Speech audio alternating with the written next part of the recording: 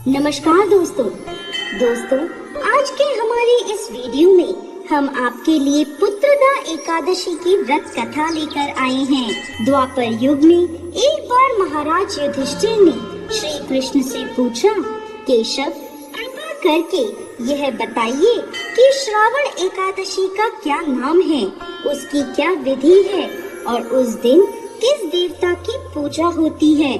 तब भगवान श्री कृष्ण बोले, हे धर्मराज, आपका प्रश्न बहुत उत्तम है।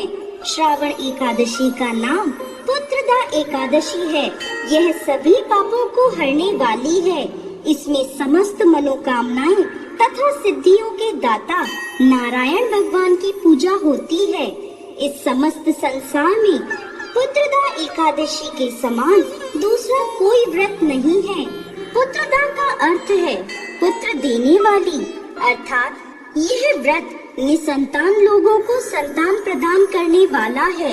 हे राजन, अब मैं आपको पुत्रदा एकादशी के महत्व से जुड़ी एक कथा सुनाता हूँ। ध्यान पूर्वक सुने। एक समय भद्रावती नामक नगरी में सुकेतुमान नामक राजा राज्य करता था। उसकी पत्नी का नाम शव्या था। राजा के पास धन, वैभव, राज्य आदि किसी प्रकार की कोई कमी नहीं थी, परंतु उसके कोई संतान नहीं थी। इस कारण राजा और उसकी पत्नी दोनों चिंतित रहते थे। राजा यह सोचकर चिंतित रहते थे कि हमारे लिए पिंडदान कौन करेगा। बिना पुत्र के पितरों और देवताओं का ऋण मैं कैसे चुकाऊंगा।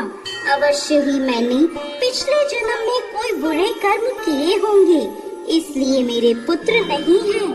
राजा को इस प्रकार चिंता में डूबा देख रानी शव्या भी हर समय चिंतित रहती थी।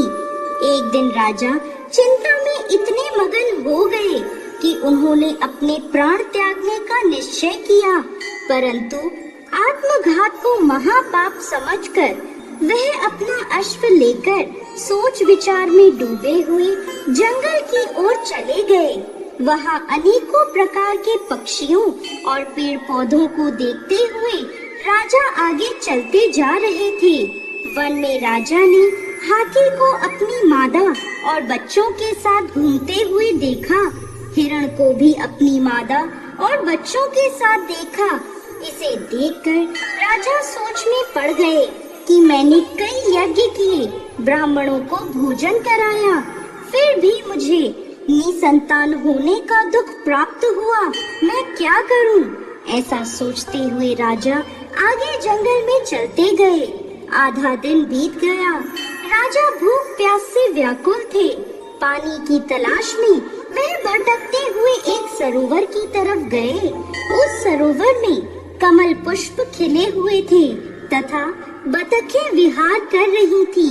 राजा ने नजर घुमाकर देखा तो सरोवर की एक ओर मुनियों का आश्रम बना हुआ था। उसी समय राजा के दाएं अंग फड़कने लगे। राजा ने इसे शुभ संकेत समझा और घोड़े से उतरकर उन ऋषियों के आश्रम में गए। आश्रम में पहुंचकर राजा ने ऋषियों को प्रणाम किया और वहां बैठ गए। राजा को देख मुनियों ने पूछा, हे राजन, आपकी क्या इच्छा है?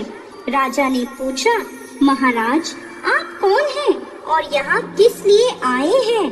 कृपा कर मुझे बताएं। तब वह ऋषि बोले, राजन, आज से 5 दिन बाद संतान देने वाली पुत्रदा एकादशी है। हम विश्व देव हैं और इस सरोवर में स्नान करने के लिए आए हैं। यह सुनकर राजा बोला, हे महाराज, मेरे कोई संतान नहीं है।